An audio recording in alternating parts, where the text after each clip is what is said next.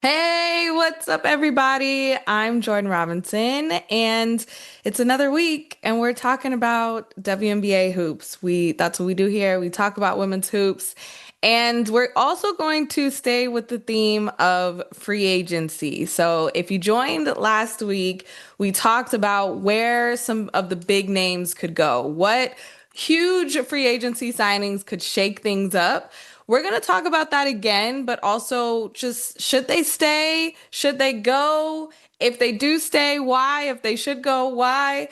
And really just talking about the teams as a whole. So we're diving into free agency again.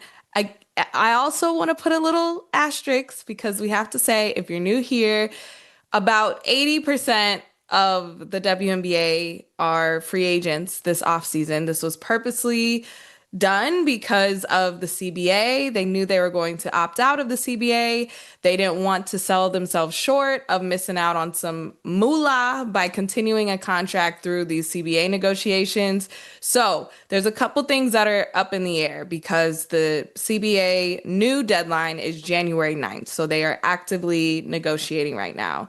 We don't know if teams are going to be able to still use a core designation. So if you are a football fan, that is like a franchise tag. That is when teams can kind of say, nope, this is our player and you can't trade for her. You can't leave in free agency. This is our player. Players right now in the CBA are trying to negotiate that. They don't want that anymore. They want the freedom to be able to leave in free agency whenever they want. So we don't know if cores are going to be done. The other thing is just because a person is a free agent doesn't necessarily mean they are unhappy with their team or that they should leave with their current team. They just want to be able to re-sign with that team for a bigger bag. Right now, they're saying super maxes are in the millions, and the new average salary is 500,000, which before the super max was about 250,000. So, just want to paint that picture before we get into it. But here are some W players that we are going to talk about today. Should they stay or should they go? We're going to talk about it, okay? Let's start with Arike. This is a player I started with last week because Arike, you've been on my mind a lot. I don't know what I want you to do. I don't know if I want you to stay in Dallas or if you should go and spread your wings. But for this list, I'm going to say go. Dallas is a team that drafted you. You have been so loyal, and I know that you were so excited to play with Paige, but last season were all career lows for you. And maybe that's just because you are now partnered with another future superstar in Paige Beckers. But I just didn't feel it. I kind of want you to go and get your fire reignited. See what I did there? I think she should go to the Portland Fire. I think she sits down with Kurt Miller and says, "Let me go. Let me go be great. Please don't protect me in this expansion draft." They will run, scratch, claw to get Arike on their roster. I guess this all depends who picks first between the Fire or the Tempo. But I think Arike can go and be a franchise player like she was in Dallas, just on a whole new franchise and expansion team. Let's do it. Let's shake some things up. I think it would be a lot of fun. All right. I can see her putting roots down in Portland right next to Nike. Yeah, I like this. Why not? They build a whole team and a whole roster around her there. All right. That's what I got for Arike. For Skylar Diggins, I talked about this last week in the sense that Skylar is one of those players who is just super competitive. And I know that wherever she goes, she has been on a ton of teams. She has exercised free agency a lot. I think probably the most out of anyone on this list, where she has been teamed up with other superstars. I mean, where were you when she signed with Phoenix? And it was going to be her, Diana Taurasi, and Brittany Griner. That did not work out as great. And then she signed with the Seattle Storm a couple years ago. It was going to be her, Rike, Ezzy Magmagor, Gabby Williams was a question mark then, but it was just this exciting time of where is Skylar going to go next? I say keep it going. Even though she is going to be 36 heading into next season, I say go. The Seattle Storm had a lot of ups and downs. Not saying that it was mostly, because of Skylar. I think it was coaching. I think it was fit. I think it was a lot of things why Seattle was on a roller coaster last season. And I know that she loves her girl NECA. I know that she's probably won't leave her. But if she were to go, she should go to her girl Nafisa Collier. Yes, I think Skylar should go to the Minnesota Lynx because yes, the Lynx have a great thing going. And I think their one hindrance that they may need is a true point guard. Courtney Williams has been thrusted into this point guard role. She is very much a scoring point guard, a scoring guard who handles the ball. Skylar is a point guard. She can get hers, but they have the Hootie Hoo connection, her Fee, and Courtney Williams. And Natisha Heidemann comes in off the bench, and I would say she is a point guard. She can also score. She has her scoring fits as well. But I think Skylar could just make that super spicy. I also think there's just some interesting history there of, I did some research of anytime it was Messy Bun Skylar when she gets technicals and she's just going crazy. Most of them were against the Lynx and Cheryl Reeves. So I think it's the kind of this thing of like joining enemy territory. That could be super fun. So I say, Skylar, go exercise free agency like you have done in the past and go to the Minnesota Lynx. I think this could be super, super interesting. All right, before we get to the next one, let's see what's in the chat. Arike and Angel might make magic happen. Oh, interesting. Okay, so you're saying Arike should go to Chicago to be with Angel, or are you saying Angel is somehow leaving Chicago? I think that part is really interesting. We'll see if that can happen. Brianna Stewart and Sab reunite with Sandy in Toronto. Whew. Oh, I don't know. Remember Stewie's reaction when she was asked post game about Sandy's job security? She looked insulted about the supposed question. Boy, I will never forget that because Sandy was fired a few days later. It was crazy. Um, so much would have to happen for Brianna Stewart and Sabrina Ionescu to go to the Toronto Tempo. Yes, they are both free agents, but Jonathan Kolb, the GM of the Liberty, who are 2 seasons, 2026 would be 2 seasons removed from a WNBA championship, will do anything to keep them there. He will try to keep that core together. The thing is, they need to make sure that salary cap is at the max so that Brianna Stewart and Sab and Jonquel Jones and all their star power can be making star power money because that's what they deserve. So a lot would have to happen. I'm really sad that Sandy Brondello did not get a fair shake. That whole situation just gives me a headache. So hopefully she can coach up the Toronto Tempo. Speaking of, someone that they could get on their team and who I think would work in Sandy's system is Brittany Sykes. I think she should go. I think this is one of those instances where I don't know if they will protect her in the expansion draft, which is crazy to say because Seattle made a midseason trade to get Sykes on their team. But when you look at their roster, they are very, let me just say, the expansion draft, we don't know exactly what the rules are going to be. That will also be in the CBA. But it is expected that it's going to be different than last year's expansion draft because now there are 2 teams. So last year, they got to hold 6 players. Each team got to hold 6 players per roster. Now it's probably going to be 5. And 5 players is really like your starting five, but also some of your future, maybe that was injured. Like there is a lot that goes into picking who those five protected players could be. And I don't think Brittany Sykes makes that cut. And she is going to be a great piece for an expansion team. I love Brittany Sykes. She is hilarious. She is so adaptable. I think that is one of a great compliment that you can give a player who has moved around as much as she has. And it's because she fits in with a lot of systems because of her effort. And she is a defensive dog, but she also, these last couple seasons, has unlocked her scoring potential. And so going to Toronto at 14 points per game, 4 assists per game, which is key.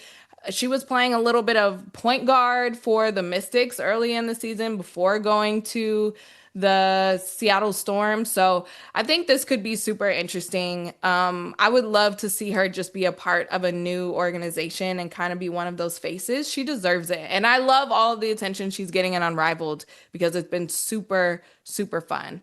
Um, Let's move on because we got a lot to go through. Real quick in the chat, I'm a Lynx fan. I'd love Skylar on the team. Shout out to you, Sean Don.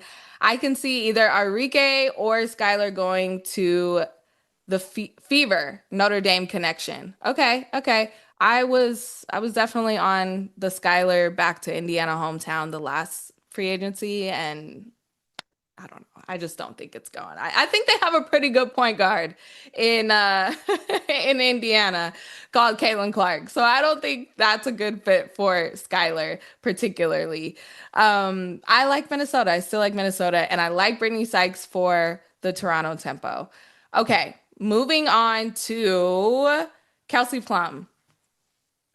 This is a super interesting deal because huge blockbuster four trade. I think it was a four-team trade to get Kelsey Plum from the Aces to the Sparks. This has included Jewel Lloyd going to Vegas. And all that happened, and it was all this commotion, and she only signed for 1 year because the CBA was expiring. So I would hate to see that last season was the only season that we got to see Kelsey Plum as an LA Spark. They were sixth in the West. They struggled on the defensive end. They didn't have Cameron Brink for a full season. So that's why I say Kelsey Plum is going to stay. She's going to stay. I really love what she was able to do with the Sparks and in the time frame that we saw her. It was a lot of questions about whether she could be the one. She's typically been a two, but she has showed that just put the ball in her hands and magic will happen. She was like vintage Washington best scorer in the NCAA history, Kelsey Plum, last season in spurts. I think it was super fun to be able to see her back to scoring at the high volume. She was sitting at the top of averages of scoring for most of the season. 19 and a half points. She was an all-star, 42% from the field. Like she was able to get in her bag. And I want to see her and Lynn Roberts just cook up for a few more seasons. So yeah, I can see that. Toby, I can't see the Sparks letting her walk after what they gave up for her. Exactly. That's a part two. So it's not even just getting her, it's what they gave up. They gave up a really good draft pick. They gave up Dom Malonga for her. And we know how great that's working out for Seattle. So I know that is something that they're going to try to do. So let's move on to Marina Mabrey. This is a very particular case because if you know or if you remember, Marina Mabrey was asking for a trade out of Connecticut before last season started. She was like, "Get me out of here." Everybody left. I wanted to come here from Dallas, from Chicago, wherever she came from. I wanted to come here, but then everyone left. Alyssa Thomas, Dejanay Carrington, Dewana Bonner, everyone left Connecticut. Then she said, "Okay, I don't want to be here anymore. Get me out." But then she ended up just being this vet on this super young team and having a fun season via TikTok anyway. We didn't get to see her play in Unrivaled, but we know what Marina Mabrey can do just historically. And her bond, her connection with Sanaya Rivers and Anissa Morrow and all of these young guns that Connecticut has was super fun to see. Now, is that enough to keep her? I don't know. I think that she still is, has a lot of years left and can do a lot for a lot of teams by being a knockdown shooter. So I'm going to go out on a limb, especially because Connecticut is still rebuilding. I don't know if they're going to be able to land anyone in free agency. I'm not sure. So I say she goes. Again, at that 14.4 points per game, she's had some explosive games last season where we know she can go off. But at her core, she is a knockdown shooter. And a team that at times, I know that they picked it up towards the end of the season, but especially at the beginning of the season, she could go to the Aces. Now, hear me out. They were starting Kirsten Bell at the wing spot because Jewel Lloyd wanted to come off of the bench. But Kirsten Bell was kind of, I mean, don't get mad, but she was just filling a spot. She was just kind of out there. She had some good moments for sure. But having Marina Mabrey in that spot, I don't think anybody would say is not an upgrade. Like that is somebody who can score and just be another weapon out there on the floor. I love that. I think that rotation would be super interesting. I don't think it would necessarily be Joel Lloyd coming in for Marina and her minutes are down because of that. I think there could be some good rotation, and if Asia is triple, quadruple teams like she should be and deserves to be, then being able to kick it out to a knockdown shooter like Marina Mabrey could be super interesting. So I say she goes, and I said she goes specifically to the Aces. Lynx can use her shooting. That's true. It could be a Lynx situation, but you have Kayla McBride, who is a shooter. One of my favorite players. My dad's favorite player is Kayla McBride. So I always have to think about that. Her spot is pretty secure there. Even though she is a free agent, I don't see her going anywhere else.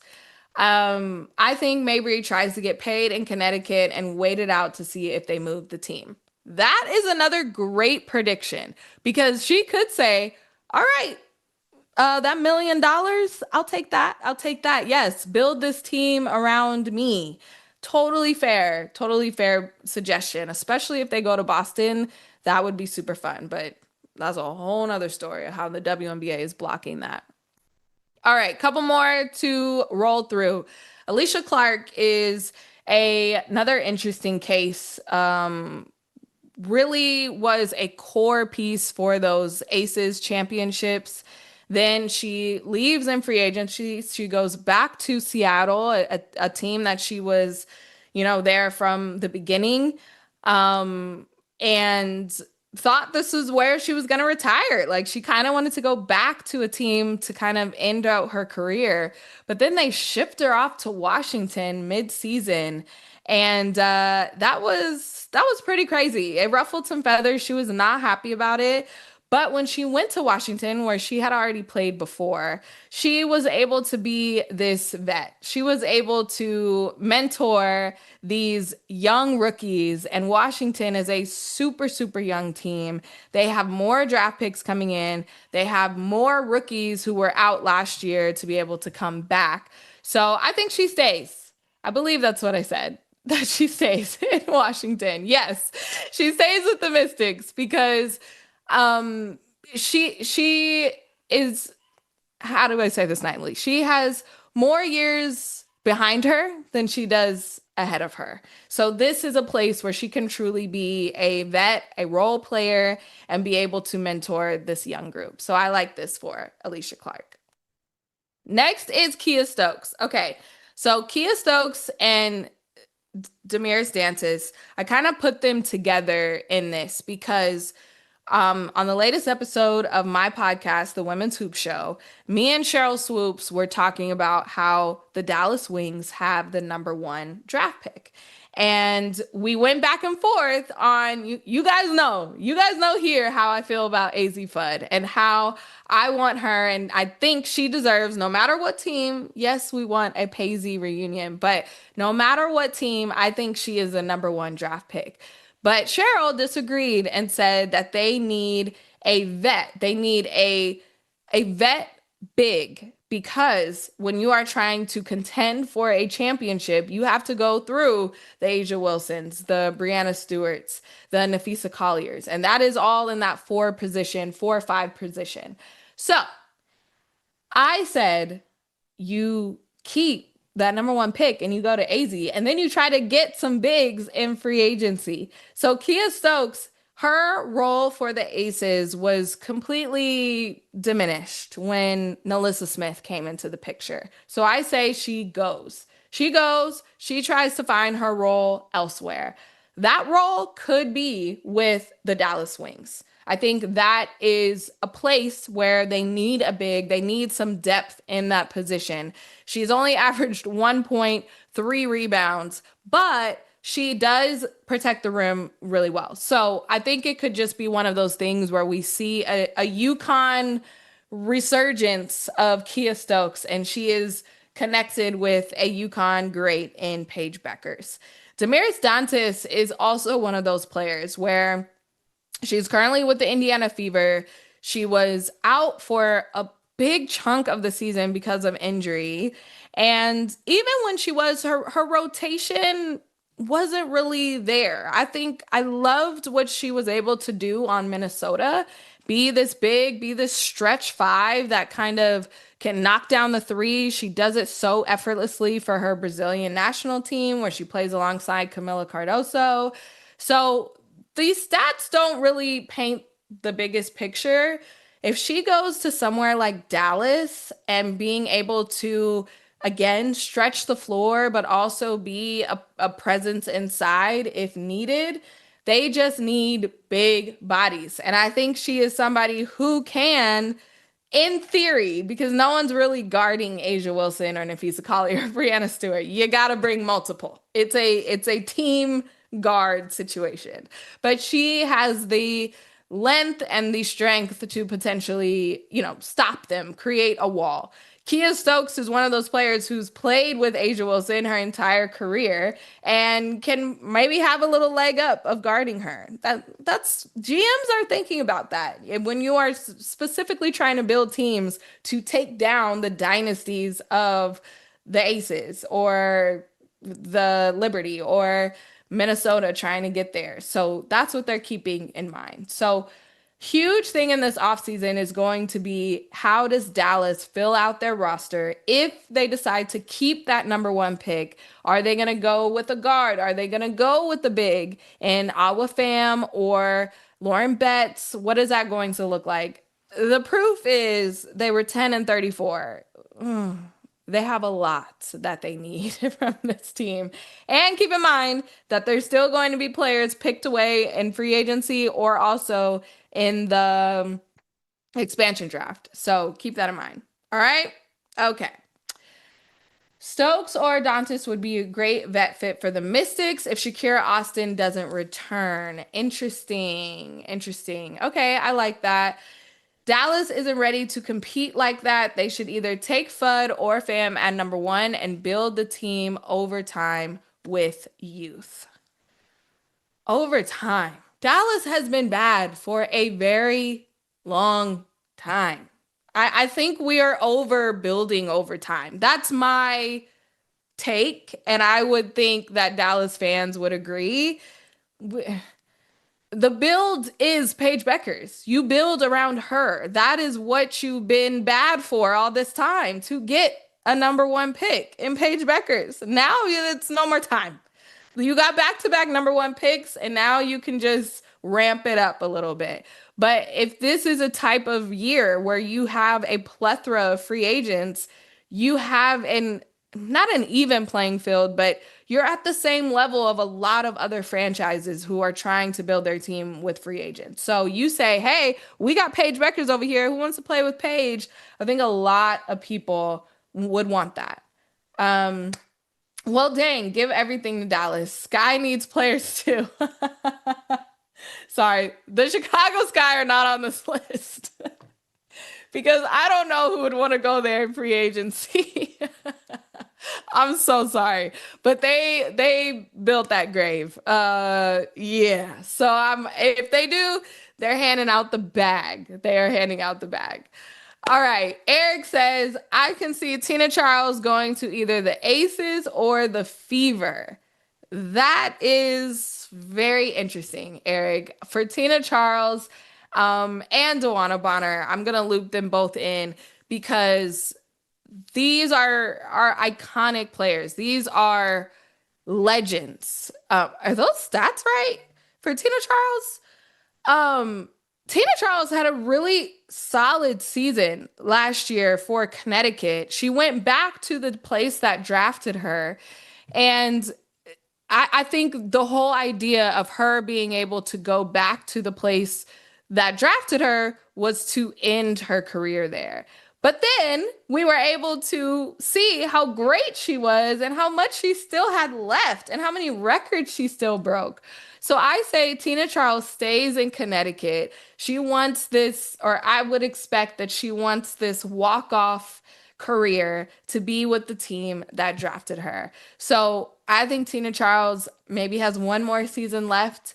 Everyone is able to give her her flowers, and the organization should be able to pay homage to her as she is one of the best players in Connecticut Sun history, especially if the Connecticut Sun go to a different city. Like if they are not the Connecticut Mohegan Sun anymore. You have to put some respect on Tina Charles and what she was able to do for that organization and for the WNBA as a whole.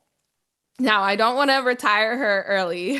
She hasn't said that this is her last season. She could be like, Jordan, what the hell? I got a lot more. I got a lot more in the tank. 16 points per game, almost 6 rebounds, almost 2 assists. I think she made those youngins better. I also really want Aaliyah Edwards to learn from Tina Charles. So I want her to stay another year for that. But Tina is a legend and she will always be a legend. It doesn't matter what she does in these final seasons of her career. It's what she's done all the MVP seasons, the All Stars, everything that she's been able to do. So love this for Tina. I hope she stays in Connecticut. Now, Dewana Bonner, who is one of my favorites, one of my favorite people, one of my favorite players, one of the best WNBA players because of longevity, the most playoff games played. Like she has so much legacy a part of her name. And she said in a pregame scrum before the finals, she said, I might come back next year, but if I come back next year, it definitely ain't gonna be another year after that.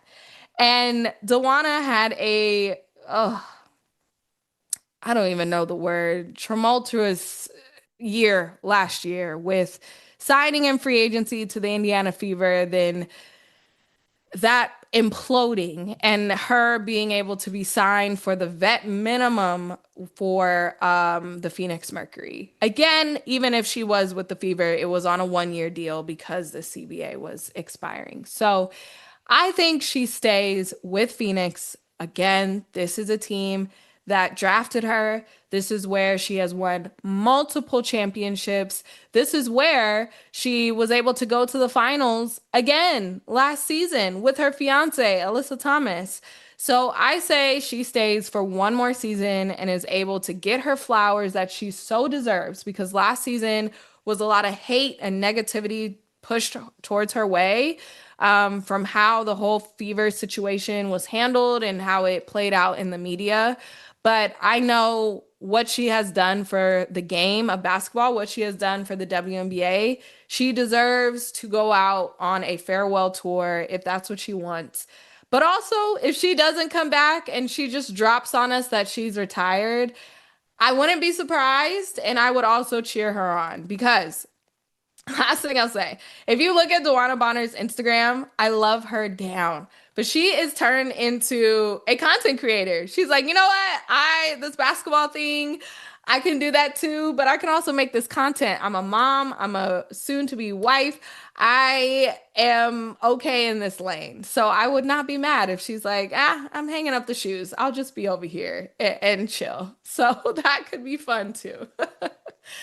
All right, you guys, this was my list. Let's see, one more from the chat.